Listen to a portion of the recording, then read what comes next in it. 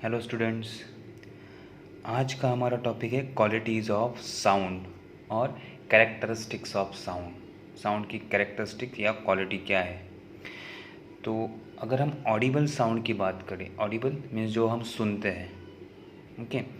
सो ये जो हम साउंड सुनते हैं वो किस पे डिपेंड करता है, हाउ वी परसीव, हम उसको कैसे ग्रहण करते हैं, बोलते हैं ना, हम उसको कैसे सुनते हैं, उसके ऊपर ये ऑडिबल साउंड डिपेंड करता है। So this is purely subjective attribute of sound wave. अब ये सब्जेक्टिव एट्रीब्यूट क्या होता है, मीन्स अगर किसी लड़की की या लड़के की आवाज़ आप सुनते हो तो किसी को वो पसंद आती है, किसी को नहीं पसंद आती, किसी को वो स्वीट लगती है, किसी को वो अच्छी नहीं लगती। तो ये पर्सन टू पर्सन वेरी करता है। कोई गाना किसी को लाउड लगता है, किसी को वही गाना अच्छा लगता है, ओके। किसी को लगता है बहुत शोर है गाने में, किसी को लगता है अरे बहुत अच्छा गाना है। तो जो भी लाउड ऑडिबल साउंड होता है वो पर्सन टू पर्सन वेरी करता है। मीन्स ये क्या है, सब्जेक्टिव एट्रीब्यूट। हर एक पर्सन के लिए हर एक साउंड अलग अलग होगा, किसी के लिए अच्छा होगा तो किसी के लिए बुरा होगा। तो जो भी हम अब क्वालिटी स्टडी करने वाले वो सब्जेक्टिव है, वो subject person to person vary करेगी। किसी को लाउड साउंड सुनने में अच्छा लगता है तो उनको लगेगा अरे वाह क्या साउंड है, क्या गाना है। लेकिन किसी को साइलेंट गाना सुनने की आदत हो, उसे लगेगा अरे कितना शोर कर रहा है। सो डिपेंड करता है, that is a subjective attribute. अब मेजर क्वालिटीज़ ऑफ साउंड क्या होती है। Major qualities of sound, 3 quality हम स्टडी करने वाले हैं, दैट इज़ पिच, टिम्बर और loudness. Sorry, pitch, timbre and loudness. Timbre को हम कहते हैं क्वालिटी भी, हाँ, मीन्स क्वालिटी गुड है या बैड है वो। तो 3 क्वालिटीज़ या कैरेक्टरिस्टिक हम स्टडी करेंगे, पिच, टिम्बर एंड लाउडनेस। तो फर्स्ट हम क्वालिटी लेते हैं pitch. No pitch for sound amplifier there are 2 knob. अगर आपने साउंड एम्पलीफायर देखा होगा, अगर आपके घर में होगा कोई टीवी या स्मार्ट टीवी, या फिर उसमें भी बटन्स होते हैं या नॉब होते हैं, रिमोट में या नॉब होते हैं, या फिर एम्पलीफायर होगा आपके पास, तो आपने ये 2 वर्ड तो सुने होंगे, bass and treble. Bass and treble. So अब बेस क्या होता है, बेस मीन्स वूफर। वूफर का साउंड आता है जब आप बेस बटन दबाते हो तो वूफर से साउंड आता है, डुम डुम डुम डुम, ओके। अगर आप ट्रिबल बटन दबाते हो तो वही साउंड थोड़ा सा श्रिल हो जाता है, means dim dim dim dim, ऐसा थोड़ा सा श्रिल हो जाता है। तो एक साउंड वूफर से अच्छे से आता है और एक वही साउंड, देखो लाउडनेस, वॉल्यूम तो आपने चेंज नहीं किया, सेम वॉल्यूम का साउंड है, लेकिन एक डूम डूम आएगा और एक उससे लो आएगा, डिंग डिंग डिंग, ऐसा आएगा। तो एक साउंड होगा बांस, जब बटन दबाते हो तो वो साउंड होगा वूफर वाला, और ट्रिपल बटन दबाते हो तो होता है श्रिल। तो उसी साउंड को हम कहते हैं ग्रेव साउंड है वो। जो वूफर वाला साउंड होता है वो कैसे होता है, ग्रेव होता है, थोड़ा मीन्स हेवी साउंड होता है, हेवी। और श्रिल वाला साउंड एक्यूट मीन्स पतला होता है, ट्रिबल वाला साउंड पतला। वॉल्यूम सेम है, लाउडनेस सेम है, आपने वॉल्यूम को चेंज नहीं किया, सिर्फ बटन चेंज कर रहे हो, ओके। तो जो गर्ल्स की आवाज़ होती है वो श्रिल होती है, कैसी होती है, श्रिल होती है। और जो मेन की आवाज़ होती है, बॉयज़ की आवाज़, वो कैसी होती है, थोड़ी ग्रेव होती है। कैसी होती है, ग्रेव, भारी होती है, ये आपको पता होगा। तो वुमन की आवाज़ देखो, ट्रिबल वाला नॉब दबाओगे तो आवाज़ कैसी होगी, श्रिल, एक्यूट, पतली। किसकी होती है, लड़कियों की आवाज़। और बेस अगर हम स्टडी करते हैं तो वूफर से जो साउंड आता है, हेवी साउंड, जो लड़कों का जनरली साउंड होता है, तो वो साउंड होता है। सपोज़ आपने आँख बंद कर ली तो आपको पता चलता है ना लड़की बात कर रही है या लड़का बात कर रहा है, किससे पता चलता है, साउंड डिफर से। एक्सेप्शनल कंडीशन होते हैं वो छोड़ दो, लेकिन आपको जनरली पता चल जाता है कि लड़का बात कर रहा है या लड़की बात कर रही है, किसकी वजह से, तो ये क्वालिटी की वजह। अब ये किस पे डिपेंड करता है, तो एक जो लड़कियों की साउंड होती है वो हाई पिच होती है, और लड़कों की जो साउंड होती है वो लो पिच होती है। मीन्स भारी साउंड जो होती है वो कैसी होती है, लो पिच। और जो श्रिल साउंड होती है वो कैसी होती है, हाई पिच। अब ये किस पे डिपेंड करता है, पिच किस पे डिपेंड करता है? तो जनरली हमने वेव की कैरेक्टरिस्टिक्स स्टडी की है, उसमें से एक कैरेक्टरिस्टिक है वेव की characteristic, that is known as a frequency. क्या? फ्रीक्वेंसी। तो पिच डिपेंड करती है फ्रीक्वेंसी पे। पिच किस पे डिपेंड करती है? फ्रीक्वेंसी पे। अब फ्रीक्वेंसी क्या है वो हम स्टडी करते हैं पहले तो pitch depend on frequency. Now pitch depends on frequency of sound. अब फ्रीक्वेंसी क्या होती है? फ्रीक्वेंसी क्या होता है? That is number of vibration per unit time. एक यूनिट टाइम में कितने वाइब्रेशन होते हैं, और वाइब्रेशन को हम वेव से दिखा सकते हैं, ये हमने जनरली स्टडी किया है। सो कितने वाइब्रेशन होते हैं उस पर फ्रीक्वेंसी डिपेंड करती है। सपोज़ मैं वेव ड्रॉ करता हूँ या दो वेव ड्रॉ करता हूँ,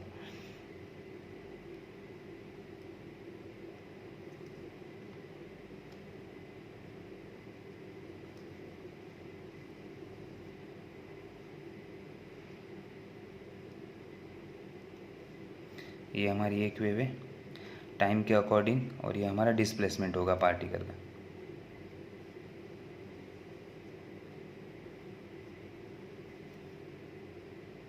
यहाँ हम दूसरी वेव ड्रॉ करते हैं। अब देखो दोनों की हाइट हम सेम ले लेते हैं, दोनों की हाइट सेम ले लेते हैं, दोनों वेव सेम है।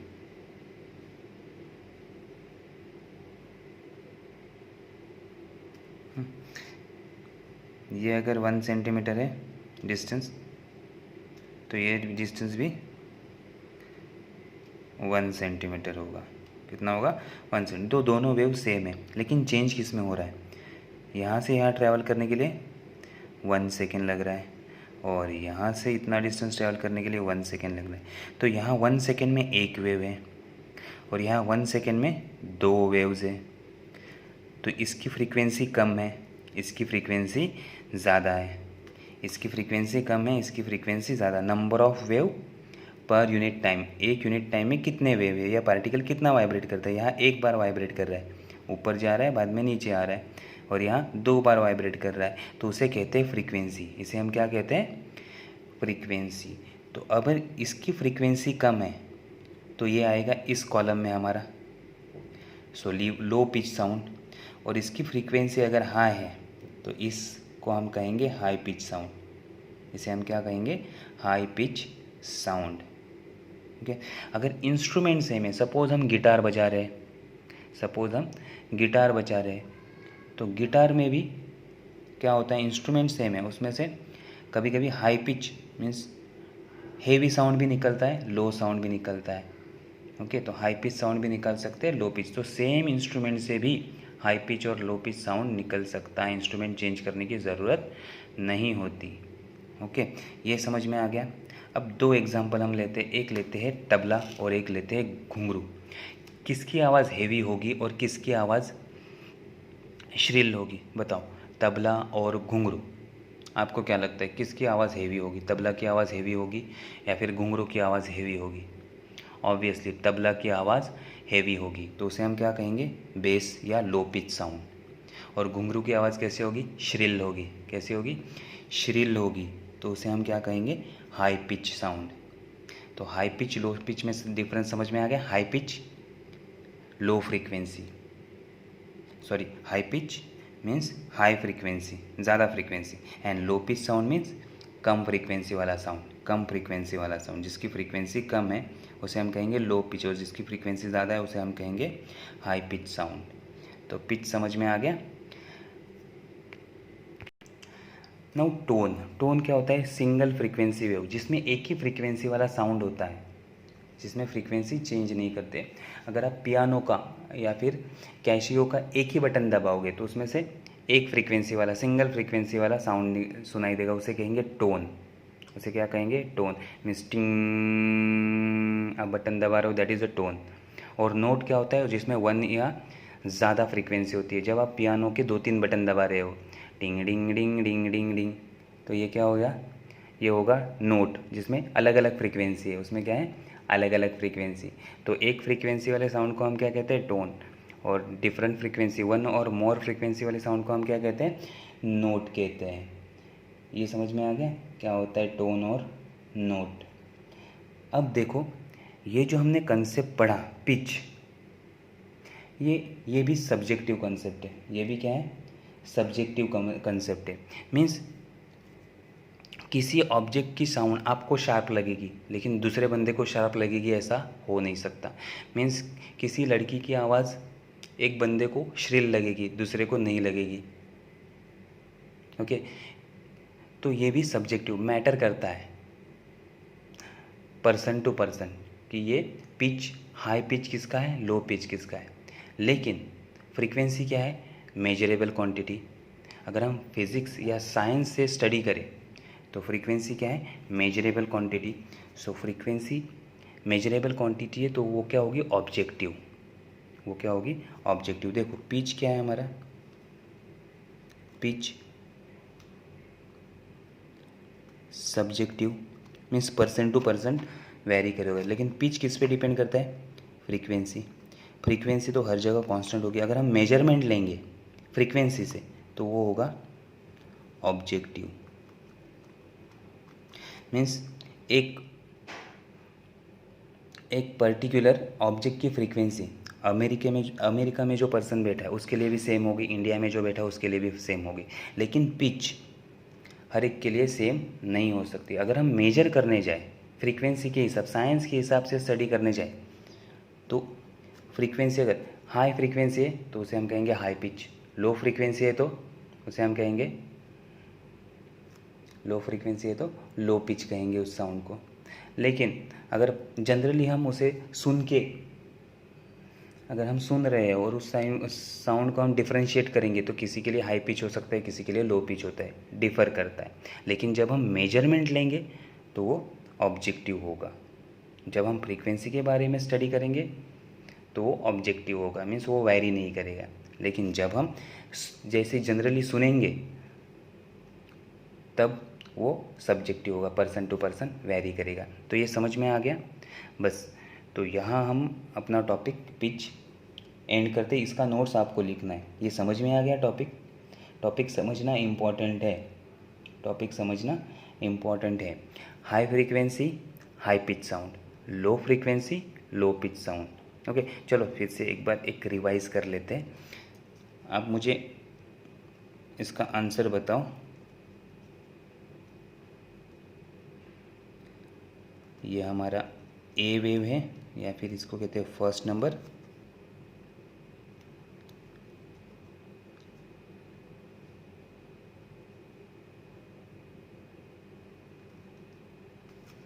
ये सेकंड नंबर,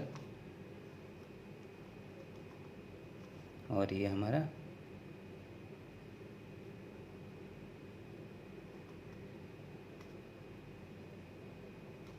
अब देखो इसके लिए लग रहा है 1 सेकेंड, इसके लिए भी लग रहा है 1 सेकेंड, और इसके लिए भी लग रहा है 1 सेकेंड।